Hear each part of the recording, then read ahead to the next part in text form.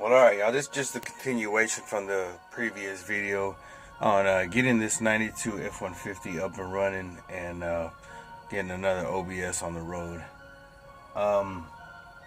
So basically what I'm going to have to do is a few things to kind of clean this truck up and make it look somewhat presentable to the next buyer. So I'll show you what I have in a minute.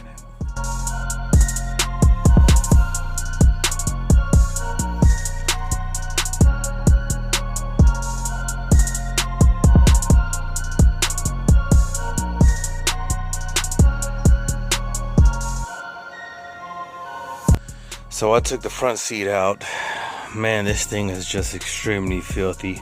What I might have to do is, even before I wash this carpet, I will have to pressure wash the carpet. Well, I'm gonna take the whole carpet out and I'm gonna pressure wash the carpet, and then I'm probably gonna leave it in one of the big buckets filled with laundry detergent. Afterwards, I'll see if I could go ahead and take this maybe to the cleaners or something. I don't know, man. Maybe just pressure wash it in a couple times and take care of it.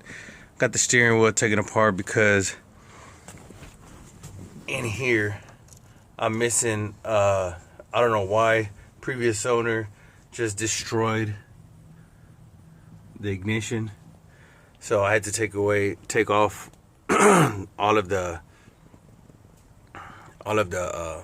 key cylinder parts. I bought a new key cylinder, so this truck does have a new key. I did find this one. Super surprising that I found it in this shape at the yard. The only part is this is broken, but that's nothing. Some real strong adhesive would take care of for the switch for the fuel tanks.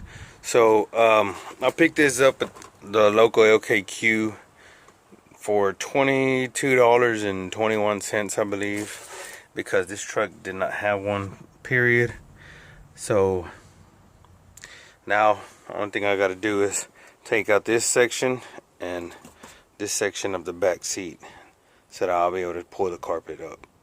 Alright, here this thing is pulled out and it's freaking filthy.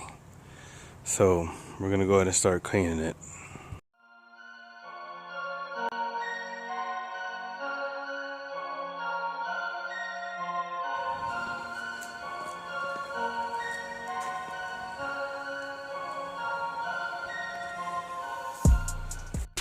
Alright, y'all, here we are the next day. Sorry I didn't finish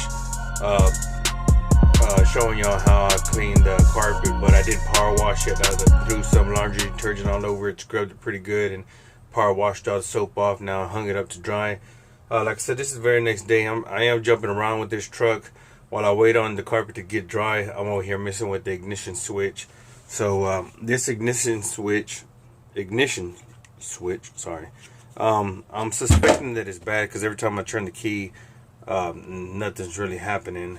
But whenever I jump it with the starter, I mean, it has power at the starter. So there's something that's going wrong. I'm hoping that all it is just the switch. And I did just so happen from a different flip that I did have an extra one. There's the old one right there. I did have an extra switch.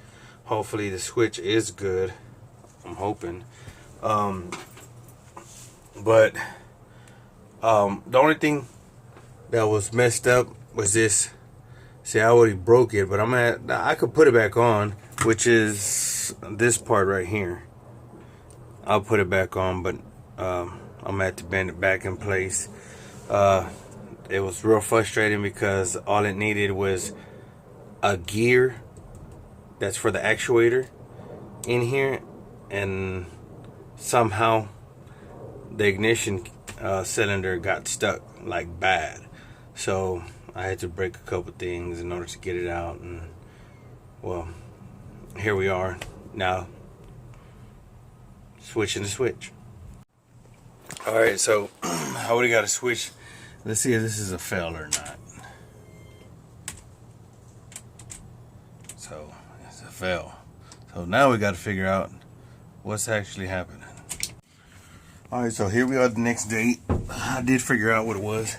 And let me show y'all. So it does crank from here, from the key now.